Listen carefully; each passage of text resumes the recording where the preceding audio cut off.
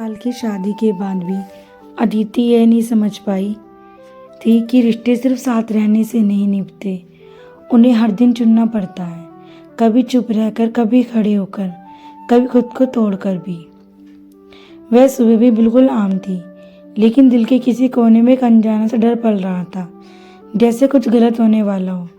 रसोई में उबलती चाय, खिड़की से आती धूप और कमरे में पसरी शांति, सब कुछ वैसा ही था, मगर भीतर कुछ टूट रहा था। उसकी माँ सरोज देवी चारपाई पर बैठी थी, आंखें सामने दीवार पर टिकी हुई, जैसे वहाँ कोई तस्वीर नहीं बल्कि उनकी पूरी जिंदगी टंगी हो। वह माँ जिसने पूरी उम्र दूसरों के लिए जीते हुए कभी यह नहीं सोचा था कि अब उसे किसी सहारे की जरूरत है। पति के गुजर जाने के बाद सरकारी अस्पताल की नौकरी, सुबह की भीड़ भरी बस, हाथ में टिफिन और चेहरे पर वही पुरानी मुस्कान, ये सब उनकी आदत नहीं, उनकी मजबूरी थी। बेटी की शादी वक्त लोगों ने कहा था अम्मा चैन से जिएगी, लेकिन सरोज देवी जानती थी माँ का चैन बच्चों की खुशी से जुड़ा होता है, अपने आराम से नहीं। अदिति का पति निखिल पढ़ा लिखा था, लेकिन हालात के सामने ठहर नहीं पाता था। नौकरी बदलना, सपने बदलना और असफलता के बाद खुद को छोटा महसूस कराना, ये उसकी दिनचर्या बन चुकी थी। अदिति ने कभी उसे कमजोर नहीं कहा। वह खुद सिलाई, ट्यूशन और छोटे मोटे ऑनलाइन काम करके घर संभालती रही। उसने शिकायत नहीं की, ना माँ से इजाज़त मदद मांगी, क्योंकि उसे लगता था कि माँ ने पहले ही बहुत कुछ सह लिया। लेकिन माँ माँ होती है, वे बिना पूछे भी दे देती है, बिना बताए भी सह लेती है। सरोज देवी अपने बेटे रोहित के साथ रहती थी। वो सीमा बाहर से मीठी थी, भीतर से हिसाब किताब, हर खर्च का मूल, हर सांस की कीमत। शुरू में सेवा थी, फिर मजबूरी, फिर धीरे धीरे चिढ़। अदिति को यह सब तब समझ आया जब एक दिन वह अचानक माँ से मिलने पहुंची। दरवाजा आधा खुला था और भीतर से आती आवाजें सीधे उसके दिल में उतर गई। हर महीने पैसे क्यों देती हो उसे? तुम्हारी बेटी है या बैंक? सीमा की आवाज में जहर था। माँ की धीमी आवाज आई, वह मेरी बच्ची है। जवाब में ताना पड़ा, बच्ची? शादी हो गई, अब तुम्हारी जिम्मेदारी नहीं है। अदिति वहीं ठिठक गई। उसने पहली बार माँ को चुप रहते देखा। उस चुप्पी में बेबसी थी, हार थी और एक माँ का टूटना था। उसी दिन अदिति ने जाना कि चुप रहना हमेशा समझदारी नहीं होता, कभी कभी वह सबसे बड़ी हार बन जाता है।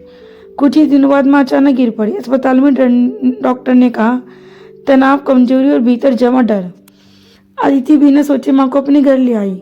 कोई योजना नहीं थी, बस इंसानियत थी। निखिल पहले कुछ नहीं बोला, फिर एक दिन उसने भारी आवाज में कहा, अदिति अभी हम खुद समझ नहीं पाए हैं, ये जिम्मेदारी मैं नहीं उठा सकता। अदिति ने पहली बार आवाज ऊंची नहीं की, लेकिन उसकी स्थिरता किसी चीख से कम नहीं थी। ये जिम्मेदारी नहीं है, मेरी जड़ है।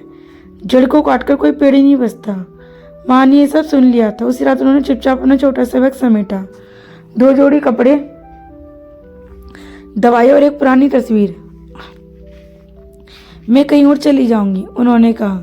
तुम दोनों मत तोड़ो। अदिति ने उनका बैग वापस रख दिया और पहली बार माँ के सामने रो पड़ी। जहाँ आप नहीं, वहाँ मैं भी नहीं। उस रात अदिति सो नहीं पाई। उसे लगा जैसे पूरी जिंदगी एक सवाल बनकर उनके सामने खड़ी है। अगले दिन उनके फैसला लिया। हालात से हार मानने के बजाय उसने उनसे लड़ने का रास्ता चुना। उसने एक छोटा सा सिलाई प्रशिक्षण केंद्र शुरू किया, महिलाओं के लिए, अपनी जैसी औरतों के लिए। शुरुआत में सिर्फ 2 मशीनें थी, लेकिन हिम्मत बहुत थी। माँ वहाँ बैठती, चाय बनाती, बच्चों को उधार देती। पहली बार उन्हें लगा कि वे किसी पर बोझ नहीं है, बल्कि किसी का आधार है।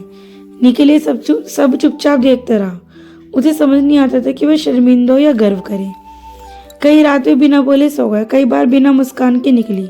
एक दिन उसने बस इतना कहा, मैं गलत था। अदिति ने पलट कर नहीं पूछा क्यों। कुछ माफी शब्द नहीं, बदलाव मांगती है। रोहित कभी कभी माँ को लेने नहीं आया। सीमा ने भी कोई खबर नहीं ली, लेकिन सरोज देवी के चेहरे पर अब डर नहीं था। एक शाम उन्होंने अदिति का हाथ पकड़ कहा, बेटी पहली बार ऐसा लग रहा है जैसे मैं किसी के रास्ते में नहीं, रास्ते के साथ हूँ। अदिति की आंखें भर। उसने माँ का हाथ कसकर थाम लिया। वह जान गई थी कि सही होना हमेशा आसान नहीं होता, लेकिन जरूर होता है। कभी कभी सही औरत वही होती है जो बीच में नहीं खड़ी होती, बल्कि अपनी माँ के साथ खड़ी होती है। सुबह की पहली रोशनी खिड़की से भीतर आई तो अदिति को लगा जैसे रात का बोझ थोड़ा हल्का हो गया हो। वह धीरे से उठी ताकि माँ की नींद न टूटे। सरोज देवी चेहरे पर शांत लेटी थी। चेहरे पर एक अजीब सी स्थिरता थी और लंबे समय बाद मन में कोई फैसला मान लिया हो। अदिति कुछ पल यूं ही देखती रही। उसे लगा मानो माँ की सांसों के साथ उसका अपना दिल भी लय में चल रहा हो। रसोई में जाकर उसने चाय बनाई। चाय की भाप में अपनी जिंदगी के पिछले सालों की तस्वीरें देखने लगी। संघर्ष, समझौते, चुप्पियां और आज पहली बार एक साफ रास्ता। माँ जागी तो अदिति ने मुस्कुराकर चाय थमा दी। सरोज देवी ने कब थामते हुए कहा, बेटी आज दिल हल्का है। अदिति की आंखें भर से लगा शायद यही सुकून है जो इस सही फैसले के बाद मिलता है। कुछ देर बाद निखिल कमरे से बाहर आया। उसकी आंखों में रात भर की बेचैनी साफ झलक रही थी। उसने माँ के पैर छुए। एक छोटा सा दृश्य अदिति के लिए किसी वरदान से कम नहीं था। सरोज देवी ने उसका सिर सहलाया और कहा, बेटा जिंदगी में हालात बड़े होते हैं, इंसान नहीं।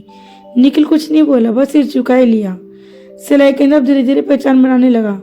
मोहल्ले की औरतें वहां सिर्फ काम करने नहीं, दिल का हल्का करने भी आने लगी। कोई अपने पति की बेरुखी सुनाती, कोई बच्चों की चिंता, तो कोई अपने अधूरे सपनों की कहानी। सरोज देवी सबकी बात ध्यान से सुनती, बिना सलाह बिना फैसला सुनाए। अदिति को लगने लगा कि उसकी माँ सिर्फ उसकी माँ नहीं बल्कि कई औरतों के लिए सहारा बन गई है। एक दिन स्थानीय अखबार में उनके छोटे से केंद्र की खबर छपी। निखिल ने वह खबर चुपचाप पढ़ी और उसी शाम अदिति से कहा, अगर तुम चाहो तो मैं भी कुछ योगदान देना चाहता हूँ। अदिति ने कोई ताना नहीं मारा, बस इतना कहा, अगर दिल से होगा तो रास्ता खुद बन जाएगा। निखिल ने एक साधारण सी नौकरी पकड़ ली। बड़ी तनख्वाह नहीं थी लेकिन आत्मसम्मान लौट गया था। घर में पैसों की तंगी अभी भी थी मगर रिश्तों की नहीं। हंसी धीरे धीरे वापस आने लगी। माँ अब सुबह उठकर तुलसी में पानी डालती। हल्की सी भजन की आवाज घर में गूंजती और अदिति को लगता जैसे घर ने फिर से सांस लेना शुरू कर दिया हो। एक दोपहर दरवाजे पर धीमी सी दस्तक हुई। अदिति ने दरवाजा खोला तो सामने रोहित खड़ा था, वही बेटा जिसने कभी माँ की आंखों में आंखें डालकर बात नहीं की थी। उसके हाथ खाली थे लेकिन आंखों में पछतावे की भारी नमी थी। सरोज देवी ने उसे देखा तो एक पल के लिए दिल कांप गया। माँ का दिल चाहे जितना टूटे, बच्चे को देखकर फिर भी धड़क उठता है। रोहित धीरे धीरे अंदर आया और माँ के सामने घुटनों के बल बैठ गया। उसकी आवाज भर आ गई, माँ मुझसे बहुत बड़ी गलती हो गई। मैंने घर बचाने के नाम पर आपको खो दिया। जिस औरत ने मुझे चलना सिखाया उसी को मैंने बोझ समझ लिया। सरोज देवी की आंखों में आंसू बह निकले लेकिन उनमें शिकायत नहीं थी। उन्होंने कांपते हाथों से रोहित का सिर सहलाया और कहा, गलती वह नहीं होती जो हो जाए, गलती वह होती जिसे मानने की हिम्मत ना हो। रोहित रो पड़ा, पहली बार किसी बच्चे की तरह। माँ मुझे माफ कर दो, अगर आज आप खुश न होती तो शायद मैं जिंदगी भर खुद को माफ नहीं कर पाता। अदिति दूर खड़ी दृश्य देख रही थी। उसके दिल में कोई कड़वाहट नहीं थी, सिर्फ सुकून था। रोहित ने सिर उठाकर कहा, मैं आपको वापस ले जाने नहीं आया, मैं बस ये कहना चाहता हूँ कि आप जहाँ भी रहें खुश रहें, वही आपकी जगह है। लेकिन आपका बेटा आज भी आपको माँ कहने का हक चाहता है। सरोज देवी ने उसके माथे पर हाथ रखा, हक छीनने से नहीं निभाने से बनता है।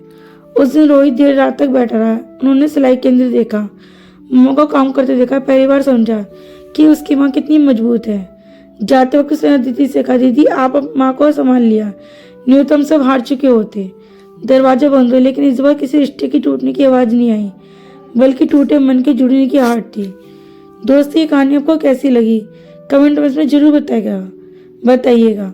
अगर आपको अच्छी लगी तो प्लीज़ इस वीडियो को हाइप, लाइक और शेयर जरूर करें और ऐसी अच्छी कहानी सुनने के लिए हमारे चैनल को सब्सक्राइब करें।